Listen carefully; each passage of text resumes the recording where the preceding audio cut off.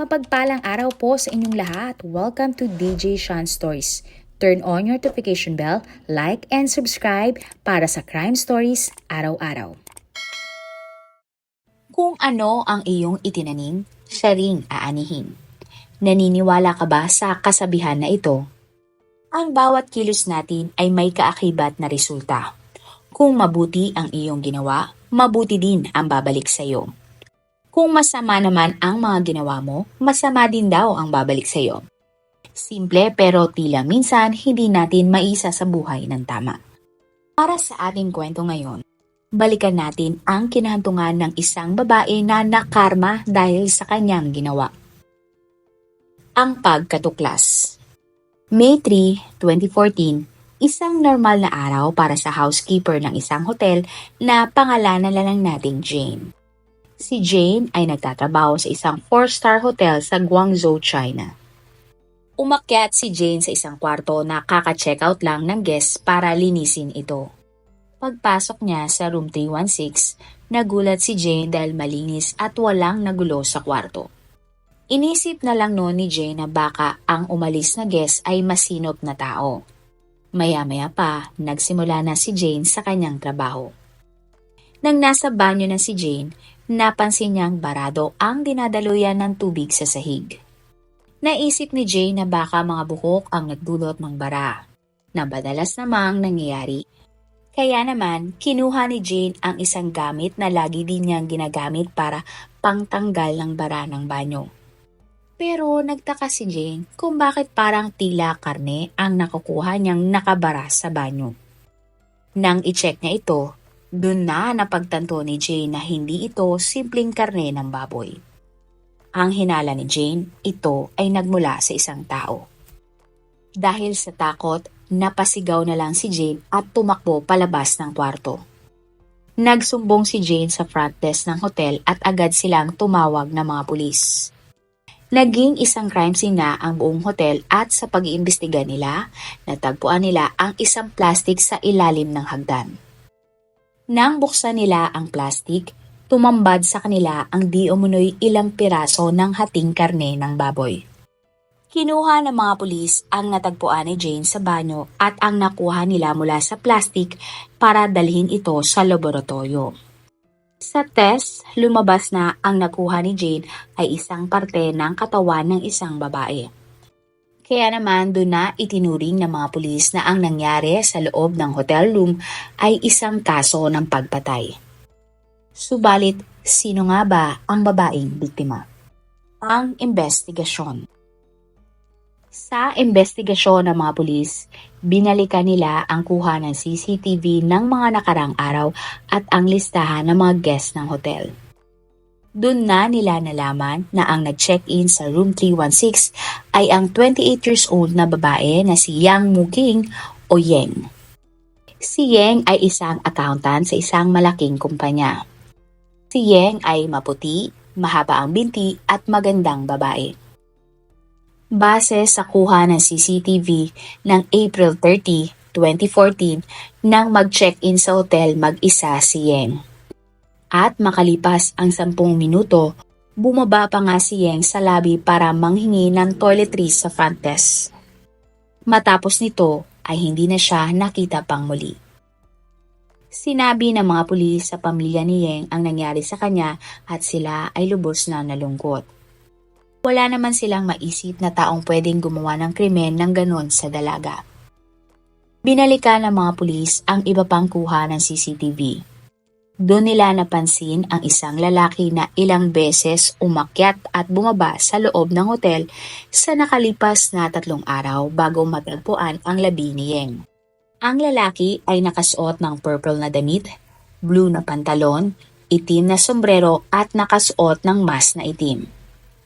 Sa record ng hotel, nakita ng mga pulis na ang lalaki ay nag-check-in sa hotel 1 oras matapos mag-check-in ni Yeng. Nakuha din nila ang impormasyon na tumawag pa sa front desk si Yeng para manghingi ng ekstrang toiletries. Ibig sabihin, posibleng may paparating na kasama noon sa kwarto si Yeng. Binalikan naman uli ng mga pulis ang pamilya ni Yeng para sa malalim na investigasyon. Ayon sa kanila, may asawa na noon si Yeng kaso namatay ito noong taong 2013 dahil sa isang aksidente. Mahal na mahal daw ni Yeng ang kanyang asawa kaya magmula noon, nangako na si Yeng na hindi na muli pang mag-aasawa. Kaya para sa pamilya ni Yeng, wala silang ibang alam na lalaking kaibigan nito o karelasyon. Muling binalikan ng mga pulis ang mga kuha ng CCTV para malaman nila kung kailan umalis sa hotel ang kahina-hinalang lalaki.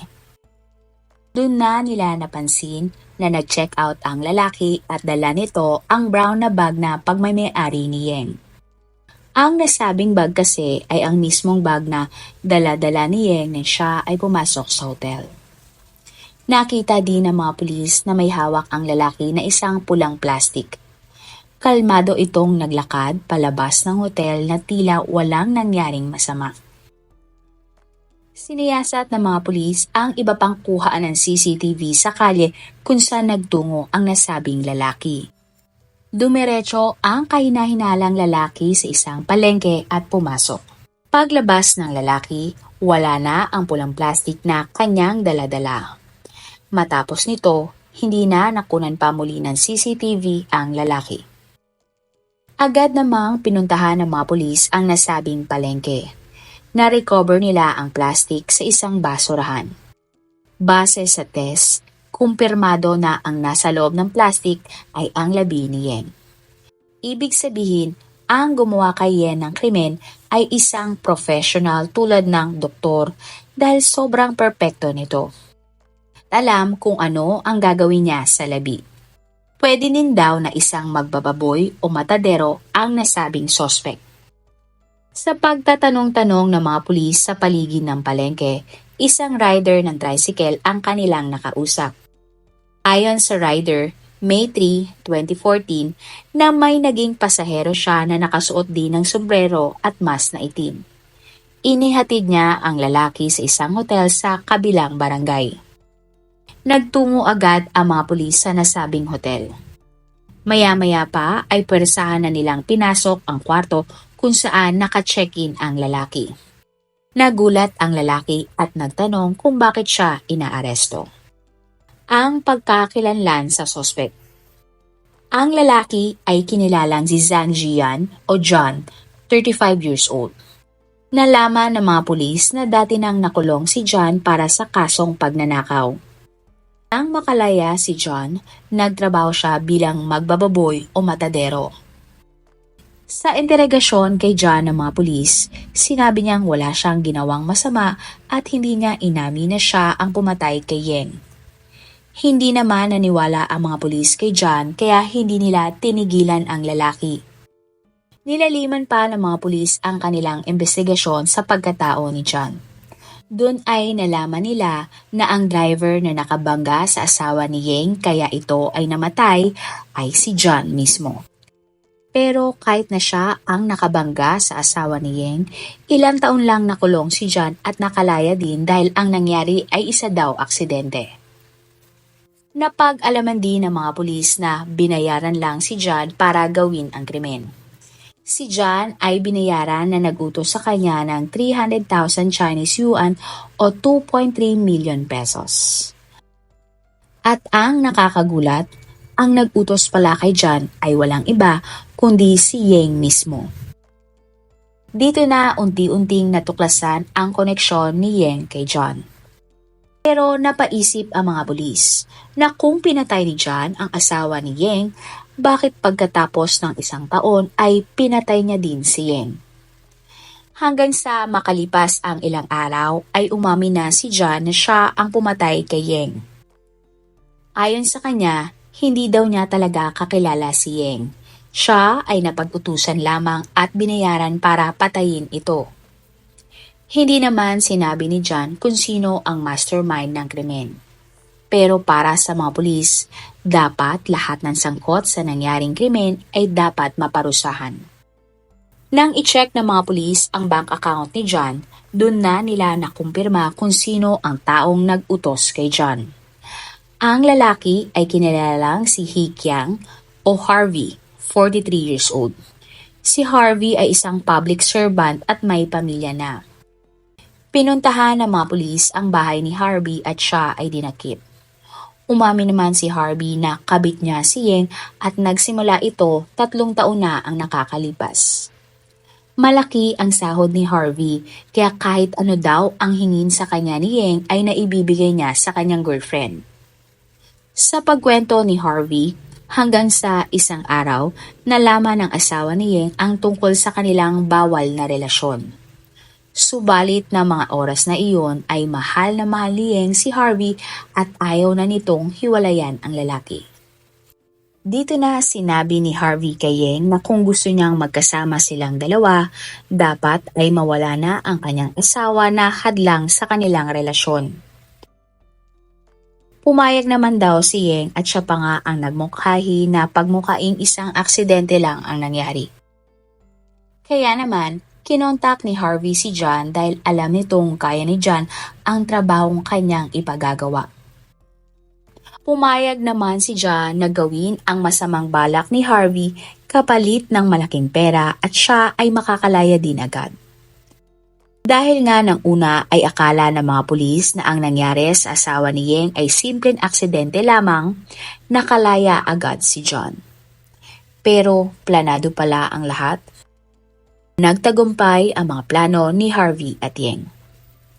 Matapos mawala ng asawa ni Yeng, naging mas maayos ang relasyon ng dalawang magkalaguyo.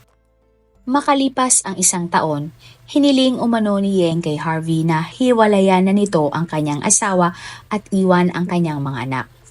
Pero hindi naman pumayag si Harvey dahil wala naman talaga siyang balak hiwalayan ang kanyang asawa para kay Yeng. Gusto lang ni Harvey ang excitement na nararamdaman niya kapag kasama niya si Yeng. Bukod doon, walang seryosong plano si Harvey kay Yeng.